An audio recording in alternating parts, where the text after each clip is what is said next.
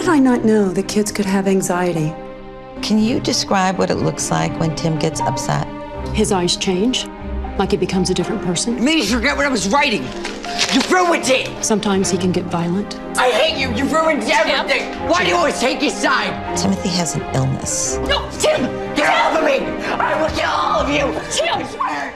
I'm not. It is one of the hardest issues for families to face, mental illness. What makes it 10 times harder is when it's a child who is sick. One family's struggle is the basis for a film called No Letting Go. You can see it at the New York City Mental Health Film Festival, September 26th. The subjects of No Letting Go are the Spencers, a typical family, but a debilitating illness is tearing them apart. Still, the family fights to stay strong and win back their son. Joining us tonight, Randi Silverman, writer and producer of this film. Randi, a mental health advocate. She's also her character, the mother in this movie, the character is based on her. And also here is Steve Coe, CEO of Community Access, a New York City nonprofit that works with people with psychiatric disabilities. Welcome, both of you. Thank you so much for joining us on what is a critical topic. And you know, really kind of the core message of this is society can't be silent about mental illness. Exactly. And for whatever reason, for years, it has been. Exactly. I grew up in a time when nobody spoke about mental illness. And so when my son was very young and started to become very sick, I had no idea what to do or where to go for help, and I was very isolated. So what I learned through our family's journey is that mental illness is like any other medical illness, that it can be treated and that there is hope. But people don't see it that way. And so my hope in sharing my story through this film, through No Letting Go, is to shed a light on what it's really like for families who have a child who suffers from a mental illness, in an effort to combat the stigma that surrounds mental illness. Such a deeply personal story to share. When did you make the decision and realize, okay, this is something I have to undertake? I want to put this in a film for people to see. I think when my son was away, and he had unfortunately gotten so ill that he had to go away for a little while to a residential treatment center, I just knew that I couldn't let it have happened for nothing. That good had to come out of that. And so I decided that, you know, I needed to get out there, help other families, and start talking about it. And the amazing thing is, once I started talking about it, everybody else I know seemed to know someone, a brother, an aunt, an uncle. And I started to realize, wow, this is a big issue. It's not just my issue, it's a very big issue. 5 million kids suffer from mental illness. Steve, what are signs that parents should look for?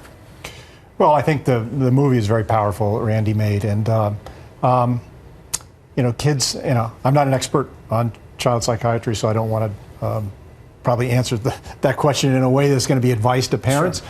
But I mean, you know, having difficulties with your child and difficulties with communication, and it doesn't seem rational. You know, the sad thing is there's really not all the resources out there. There's a National Alliance for Mental Illness, the NAMI group. You can, you know, call for support if you think there's something that's going on with your family. That's a strategy.